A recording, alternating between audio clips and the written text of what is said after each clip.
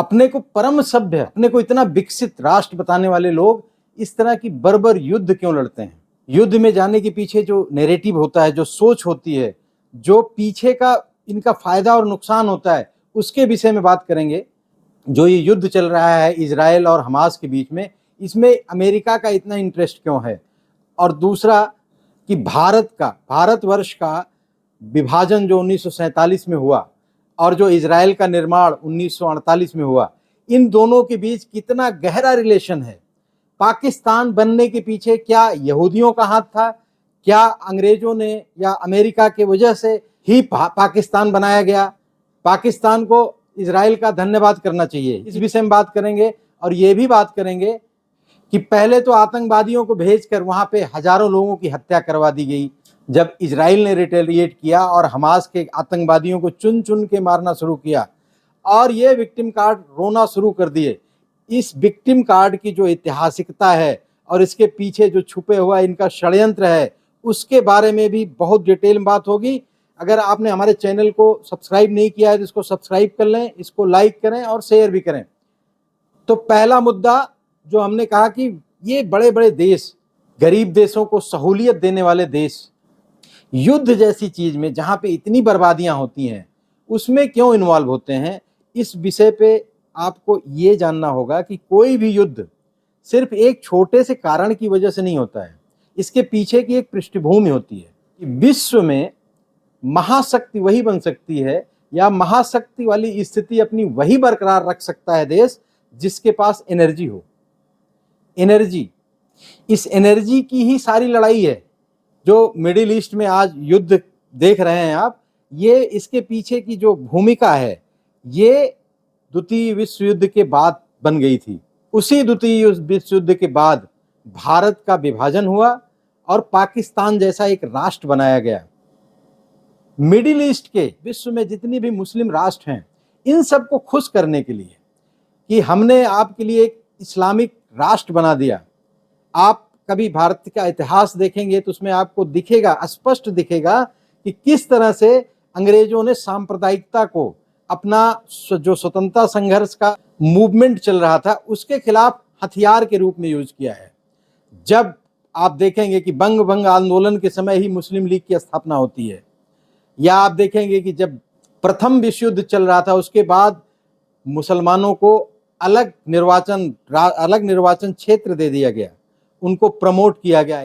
उसी तरह से 1930 में जब सविनय अवज्ञा आंदोलन चल रहा था गांधी जी का, उस समय इलाहाबाद अधिवेशन होता है मुस्लिम लीग का जिसमें पाकिस्तान की मांग उठाई अल्लामा इकबाल ने। और उसी तरह से जब 47 में जो द्वितीय विश्व युद्ध, आपको पता है कि 1945 में द्वितीय विश्व युद्ध समाप्त हो गया, इंग्लैंड उसमें जीत भी गया, लेकिन इंग्लैंड की वो स्थिति नहीं थी कि वो उपनिवेशों को सस्टेन कर सके। तो उपनिवेशों को छोड़ के भागना है तो भारत को भी छोड़ना है। यहाँ भी आंतरिक विद्रोह हो रहे थे। हमने पहले वीडियो बना के ये बता दिया है किस तरह से भारत को छोड़ने के लिए आईएनए ने मजबूर कर दिया उनको, जो सुभाष चंद्र बोस की फौज थी जिसमें हमारी सेना में विद्रोह शुरू हो गया था। तो उनको तो एक यहाँ पे कांग्रेस मिल गई थी जिसको लॉलीपॉप दे के और आराम से उनको अपने हिसाब से पटा के जैसा उन्होंने चाहा वैसा कर लिया भारतवर्ष के लिए। उन्हें एक मुसलमानों के लिए स्टेट देना था। क्यों देना था? अमेरिका उस समय फुल फ्लेज में आ गया था। ये सब आप सब जानते हैं कि द्वितीय विश्व युद्ध में अमेरिका की वजह से ही इंग्लैंड या जो मित्र देश हैं इनकी जीत हुई थी। तो अमेरिका उस समय साहूकार के रूप में आ गया था। अमेरिका उस समय जो देश को जितना पैसा चाहिए वो देने के लिए तैयार रहता था। द्वितीय विश्व युद्ध आप देखिए और अमेरिका का वो पूरा रूप देखिए, अमेरिका का विकास देखिए। अमेरिका भी इंग्लैंड का ही उपनिवेश था, आप समझते चलिए। और 1767 में 68 में इसको स्वतंत्र करके शायद इंग्लैंड ने गलती कर दी। ये इंग्लैंड को 1945 में महसूस होने लगा था, लेकिन उसको करना क्या था? छोटा सा देश है, अमेरिका बहुत ताकतवर बन चुका था तब तक। तो अमेरिका के हिसाब से ही भारत में जो भी पॉलिसी 47 के बाद ले आई गई वो अमेरिका के हिसाब से। अमेरिका को चाहिए था सेंट्रल मध्य एशिया पे पूरा कमांड, जहां पे एनर्जी का पावर रहा है, जो पूरा एनर्जी का स्रोत है, जहां से पेट्रोल, डीजल, नेचुरल गैस का सबसे बड़ा भंडार, उस पे कब्जा करना ये अमेरिका का सबसे बड़ा लक्ष्य बना सेकेंड वर्ल्ड वॉर के बाद, क्योंकि तो बहुत सारे देश कम्युनिज्म की तरफ भाग गए थे। ईस्टर्न यूरोप में हंगरी से ग्रीस तक का बेल्ट ये पूरा लेफ्टिस्ट हो गए थे, ये वामपंथी हो गए थे। और इधर अमेरिका, इंग्लैंड, यूरोप ये पूंजीवादी मानसिकता के लोग। आप ये मान के चलिए कि जो यूरोप पिछले 200 साल में आपको हमेशा संघर्षरत दिखाई देगा, एक दूसरे से युद्ध करते हुए, फ्रेंच, ग्रीस, इटली, जर्मनी, ये सारे, इंग्लैंड, ये आपस में ही लड़ते रहे, पुर्तगीज, ये सब लड़ते रहे 200 साल तक लड़ाई के बाद 1947 में ऐसा क्या हुआ कि ये सारे यूनाइट हो गए। और दूसरी तरफ आप देखेंगे कि जो प्रशांत महासागर का क्षेत्र है, यहाँ पे जापान से लेकर इंडोनेशिया, मलेशिया तक सारा कम्युनिस्ट देश होता जा रहा था। रूस तो 1919 में ही कम्युनिज्म आ गया था, 1917 से ही। रूस के बाद आप देखेंगे 1948 में चाइना भी अपने को कम्युनिस्ट देश घोषित कर दिया। इसके पहले वियतनाम वगैरह सब कम्युनिस्ट देश होते जा रहे थे। अब पूंजीवादियों को बड़ा संकट था, इनको एनर्जी पे कैप्चर करना है। एनर्जी के चारों तरफ देखेंगे आप उस समय का, ऐसा लग रहा था कि पूरा एशिया ही कम्युनिज्म की चपेट में आ जाएगा। और ये डर पूंजीवादियों के लिए सबसे बड़ा संकट था कि फिर हमारा जो मिडिल ईस्ट वाला क्षेत्र है, जो एनर्जी का सबसे बड़ा सेंट्रल पावर है, ये हमारे हाथ से निकल जाएगा। तो इनको शेल्टर चाहिए था, इनको इजराइल नाम का एक देश बनाना था यहूदियों के लिए, जहां पे ईस्टर्न यूरोप में इनको पैर रखने की जगह मिल जाए नीचे की तरफ। और उसी के क्रम में चूंकि इजरायलियों को एक देश देना है, तो भारतवर्ष का विभाजन करके भारत के एक टुकड़े को मुसलमानों को दे देना चाहिए। आपको जानकर विश्व का पहला ऐसा देश है जो किसी धर्म के नाम पे बना है, वो पाकिस्तान है। धर्म के नाम पे अलग होके बनने वाला एकमात्र देश है पाकिस्तान। पाकिस्तान बनाने के पीछे अंग्रेजों का नहीं, अमेरिकियों का हाथ था। और अमेरिका ये चाहता था कि एक मुसलमानों को एक राष्ट्र अलग से बना के दे दिया जाए और खुश हो जाएंगे। अच्छा, ये दोनों भारत और फिलिस्तीन दोनों ही इंग्लैंड के ही उपनिवेश थे। भारत ने तो एक्सेप्ट कर लिया, फिलिस्तीन ने एक्सेप्ट नहीं किया। इजराइल का वो भूभाग, इतिहास में जाएंगे तो वो सारा भूभाग ही यहूदियों का रहा है। लेकिन इजराइल, क्योंकि मुसलमानों का तो मानना है कि जी सारी पृथ्वी ही हमारी है, जहां पे एक बार सजदा हो गया वो मस्जिद हो गई, जहां पे जो जमीन हमारे कब्जे में एक बार आ गया वो मुसलमानों की हो गई, उसमें काफिर और यहूदी ये जूस कहाँ से आ जाएंगे। गैर मजहबी लोगों के लिए पृथ्वी पर कोई जगह नहीं है। इस्लाम की आइडियोलॉजी के हिसाब से गैर यहूदियों को अगर देश में राज्य करने का तो बिल्कुल अधिकार ही नहीं है। राज्य तो बहुत दूर की बात है, रहना भी है तो उनको या तो जजिया देना पड़ेगा, नहीं तो कलमा पढ़ना पड़ेगा। एक सीधा सा फंडा है। फिलिस्तीन जो यूएन, जैसे भारत में तो मान लिया कांग्रेस ने, सब कुछ हो गया, बंटवारा भी हो गया देश का। फिलिस्तीन ने विरोध किया, और जबकि यूएन में चला गया था इंग्लैंड वहां पे कि आप विभाजित करो, यूएन ने विभाजित किया था, लेकिन फिलिस्तीन ने मानने से मना कर दिया। और फिलिस्तीन ने अपना कोई देश नहीं बनाया। बाद में पीएलओ वगैरह बना, फिलिस्तीन लिबरेशन ऑर्गेनाइजेशन, उसकी मान्यता हुई, वो अलग की कहानी है।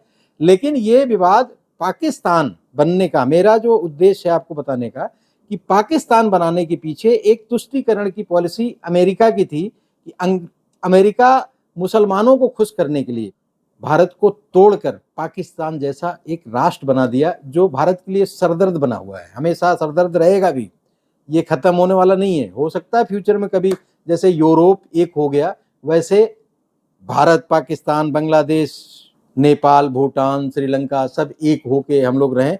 लेकिन ये सबसे उम्मीद आप कर सकते हो, पाकिस्तान से नहीं की जा सकती, क्योंकि वो फिलिस्तीन वाले आइडियोलॉजी चल रहा है, ईरान वाले आइडियोलॉजी चल रहा है। ये इस्लामिक कट्टरपंथ वाली विचारधारा जो है, ये कभी एक नहीं होने देगी आपको। ईरान आज भी जिन देशों से आह्वान कर रहा है सपोर्ट का, वो सिर्फ इस्लामिक देशों से कर रहा है। क्यों भाई, आप और देशों से नहीं सहयोग मांग सकते हो? और ईरान होता कौन है मांगने वाला? लेकिन सबकी जड़ में ईरान ही बैठा हुआ है, ये सब आप लोग जानते हैं। चाहे हमास हो, चाहे हिजबुल्ला हो, इन सब को फंडिंग करने वाला तो ईरान ही है। क्योंकि वो उसको भी मुस्लिम साम्राज्य का, मुस्लिम जो क्षेत्र है, एनर्जी सेंटर है, उसका बेताज बादशाह बनना है। तो अपने हिसाब से वो सबका मूल्य निर्धारित करेगा, जो एनर्जी पावर सेक्टर्स हैं। तो मेन लड़ाई जो है वो एनर्जी के लिए है, और भारत के विभाजन के पीछे भी यही इजराइल को बनाने का एक जो सिस्टम था, जो बनाने की सोच थी अमेरिका की, कि उसको एक पॉइंट मिल जाएगा जहां से वो अपने सिस्टम को रोटेट कर सकता है, पूरे मिडिल ईस्ट को कंट्रोल कर सकता है। इसलिए इजराइल की स्थापना हुई। तो चलिए आगे देखते हैं।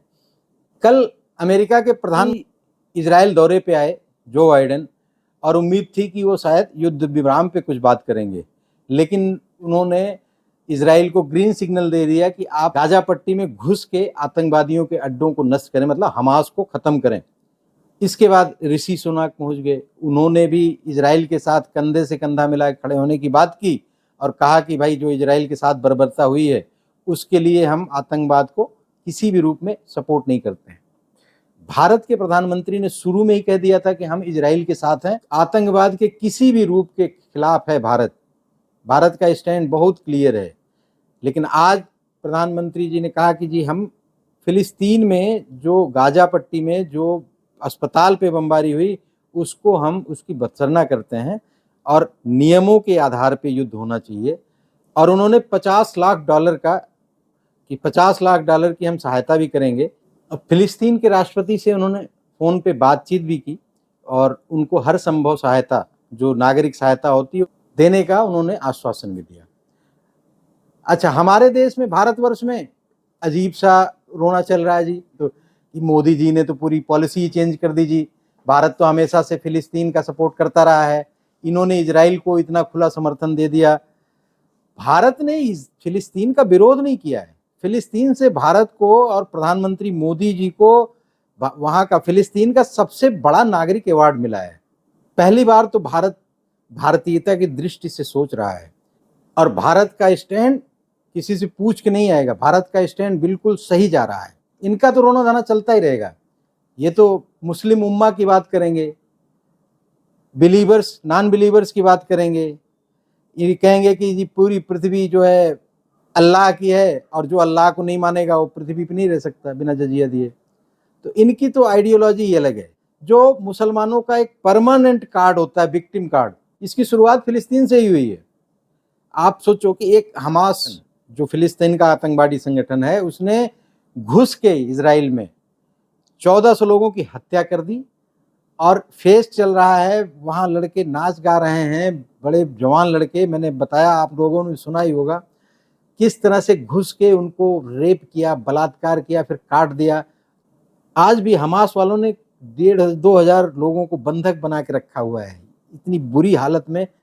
हमास कह रहा है कि हमारे पास मेहमान हैं ये लोग, ऐसे ही मेहमान नवाजी इनको ऊपर वाला सजा देगा और मिल भी रहा है। अब रो रहे हैं कि जी उनके 1400 मरे, हमारे तो 4000 के ऊपर पहुंच गया जी आंकड़ा, 4000 से ज़्यादा फिलिस्तीनी मार दिए गए। तो इनको पता ही नहीं है, इसका मतलब इजराइल के बगल में रहते हो और इजराइल की जो मोसाद है और जो उनकी संस्थाएं हैं, उनका कहना है न तो हम भूलते हैं न तो हम माफ़ करते हैं। तो वो तो न भूलेंगे न माफ़ करेंगे, वो ख़त्म ही करेंगे। और ये बहुत ज़रूरी है, इस जहनियत को ख़त्म करना, इस सोच को ख़त्म करना। बिलीवर्स और नॉन बिलीवर्स के अंदर जो इतना बड़ा विभेद किया जाता है कि नॉन बिलीवर्स को जीने का अधिकार नहीं है, इसको समाप्त होना ही चाहिए। इस मानसिकता को समाप्त करना अति आवश्यक है। कोई भी सभ्य समाज इस मानसिकता के लोगों के साथ कैसे रह सकता है जीवित। ये विक्टिम कार्ड खेलने की आदत इनकी शुरू से रही है। ये पहले तो आतंकवादी हमले कर देंगे, बाद में कोई रिटेलिएट करेगा तो फिर बच्चों और औरतों के पीछे छुप जाएंगे। और ऐसे जब बच्चे या औरतों के ऊपर कोई चीज़ होगी, कुछ मिसहैपनिंग हो जाएगी, और हो भी जाती है जब युद्ध होता है, तो वहाँ पे फिर विक्टिम कार्ड खोलना शुरू कर देंगे। रोना धोना और पूरा इनका टूल किट है, पूरा इंटरनेशनल लेवल का, वो शुरू हो जाएगा और गंद मचाना शुरू कर देते हैं कि जी मार दिया जी हमको, तो अस्पताल में अटैक कर दिया जी, चर्च पे अटैक कर दिया। जबकि ये सत्यता सामने आ गई है कि अस्पताल में उनके ऑडियो भी लीक हो चुके हैं। अस्पताल पे जो अटैक हुआ है, हमास टाइप का ही एक छोटा आतंकवादी संगठन है फिलिस्तीन का, उसने छोड़ा था। वो जाके अस्पताल में गिरा और उसके 2-3 सेकंड बाद उसकी कोई चिंगारी, क्योंकि अस्पताल के नीचे ऐसा माना जा रहा है, अस्पताल के नीचे विस्फोटक रखे हुए थे हमास के, उसमें पहुंच गई और वो सारा ध्वस्त हो गया। इसका ऑडियो भी लीक हो गया है। और अमेरिका के पास तो ऐसे ऐसे यंत्र हैं कि वो ऊपर से देख सकता है कि कहाँ से निकली, कहाँ गिर रही है, और उसने स्पष्ट कर दिया कि इसमें इजराइल का कोई हाथ नहीं है। ऐसा नहीं कोई इजराइल का साथ दे रहा है तो इसलिए वो झूठ बोलेगा, उसके पास प्रूफ है। इसी तरह से विक्टिम कार्ड खेलने के पीछे क्या मतलब, गाजा एक छोटा सा जगह जो है, वहां पे 50-60 लाख जो भी आबादी है, वहां पे जब 5-5-6-6 हजार रॉकेट सॉरी इतने सारे रॉकेट छोड़े जा रहे हैं, तो क्या वहां के लोगों को, वहां के बासिंदों को ये नहीं समझ में आता कि यहाँ युद्ध शुरू हो गया है? और जब हमास घुस के 1200-1500 लोगों की हत्या करता है किसी दूसरे देश में, जिसको सॉवरेंटी है, जो आजाद देश है, वहां पे घुस के तुम आतंकवादी हरकत कर रहे हो, तो आप सोचते हो कि वो रिटेलिएट नहीं करेंगे? और हमास रहता कहाँ है? इन्हीं अस्पतालों के नीचे बंकर बना के, इन्हीं मस्जिदों में, बहुत सारे मस्जिदों के नीचे बंकर बना के, और बेसमेंट में बहुत सारा असलाह, गोला बारूद सब जमा करता है। स्कूलों के नीचे इनके बड़े बड़े टनल बने हुए हैं। आबादी वाले क्षेत्रों में ही रहते हैं, वहीं नीचे बेसमेंट बना के वहां से ही रॉकेट दागे जा रहे हैं। तो दूसरा देश जब रिटेलिएट करेगा, रॉकेट की लोकेशन पे ही गिरेगा, तो वहां पे मकान भी जाएंगे, जमीन भी जाएगी। और जबकि इजराइल ने इनको टाइम भी दे दिया कि आप उत्तर गाजा को तुरंत खाली कर दो, हम कुछ नहीं करेंगे, आप दक्षिण गाजा में आ जाओ। और इनके आस पड़ोस के जो मुस्लिम सारे देश हैं, ये कोई भी देश फिलिस्तीनियों को अपने साथ लेने के लिए तैयार नहीं है, अपने यहाँ नहीं आने दे रहे हैं। वहां पे बंदूक लगा के रखे हुए हैं कि कोई भी फिलिस्तीनी अंदर नहीं घुस सकता हमारे यहाँ। वैसे तो पैसा देने के लिए, उनको भड़काने के लिए, आतंकवादी भेजने के लिए, उनको प्रशिक्षित करने के लिए, रेडिकलाइज करने के लिए सब तैयार हैं, पैसा देते हैं सारे मुस्लिम कंट्रीज, लेकिन उनको अपने यहाँ शरणार्थी नहीं बना सकते, क्योंकि उनको पता है कि ये मानसिकता, ये जहनीत जहां भी जाएगी यही गंद मचाएगी। हमारे देश में भी जो रोहिंग्या आए हैं, आपको क्या लगता है कि आने वाले समय में ये आतंकवाद नहीं फैलाएंगे? ये खूब फैलाएंगे। हमारा देश तो और इजराइल से भी ज्यादा बुरी स्थिति में जूझेगा, जिस हिसाब का सिनेरियो दिख रहा है। इजराइल लेकिन भारतवर्ष का हमेशा सपोर्ट करता रहा, चाहे जो जितने भी युद्ध हुए हैं हमारे, 65 का युद्ध हो, 1971 में जब कोई भी साथ नहीं दे रहा था भारत का, भारत पाकिस्तान युद्ध में इंदिरा गांधी के समय में इजराइल ने सपोर्ट किया था, जबकि भारत इजराइल को मान्यता नहीं देता है। मान्यता देना क्या, इन्होंने तो विरोध किया था, जवाहरलाल नेहरू ने। 1992 के पहले हमारे राजनयिक संबंध नहीं थे। 2017 में भारत का पहला कोई राष्ट्राध्यक्ष पीएम मोदी पहली बार इजराइल के दौरे पे, ऑफिशियल दौरे पे गए थे। तो भारतवर्ष का ये एक नेचुरल एलाई है इजराइल। एक ही तरह के संघर्ष को झेल रहा है, वो भी इस्लामिक जिहाद को झेल रहा है और भारतवर्ष भी इस्लामिक जिहाद को झेल रहा है। आप एक भी इस्लामिक स्कॉलर नहीं पाओगे जिनकी जहनियत कभी भी हमास को खत्म करने की नहीं होगी। जैसे भारतवर्ष में है कि आप किसी भी से पूछ लीजिए कि लश्कर तोयबा या हिजबुल मुजाहिदीन आतंकवादी संगठन है, इनको खत्म कर देना चाहिए। ऊपर से भले कोई कह दे, लेकिन ऐसे कहने वाले भी बहुत कम मिलेंगे, और अंदर से तो इनका सपोर्ट रहेगा। बंधुओं, जो हो रहा है ये बहुत सही हो रहा है। इस मानसिकता को खत्म करना बहुत नितांत आवश्यक है। हमें इजराइल का खुलकर सपोर्ट करना चाहिए, गाजा को बिल्कुल नेस्त नाबूद ध्वस्त कर देना चाहिए। और इसी तरह का स्टेप भारत भी, जो आतंकवादी संगठन, जो भी आतंकवादी घटनाएं पाकिस्तान से होती हैं, उनमें घुस के इसी तरह से खत्म करने की जरूरत है। वो समय आ गया है जब इस तरह की जहनीत को कोई भी देश बर्दाश्त नहीं करेगा, और भारत महाशक्ति बनेगा।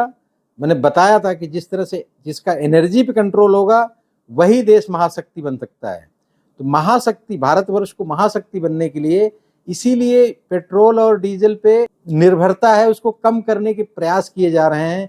और हमारे यहाँ सेमी कंडक्टर जैसे चीज़ें बननी शुरू हो गई हैं, जो आने वाले समय में एक बहुत बड़ा ड्रास्टिकल चेंज आने वाला है हमारे देश के आर्थिक, भौगोलिक और सैनिक शक्ति में, और हमारे देश की जियो पॉलिटिक्स में। आज की वीडियो बस इतनी ही। हमारे चैनल को सब्सक्राइब करें, वीडियो को लाइक करें और इसको शेयर भी करें, जिससे और लोगों तक पहुँचे और हमारे देश और विश्व के जियो पॉलिटिक्स को समझने में आसानी हो। नमस्कार बंधुओं, जय हिंद, वंदे मातरम।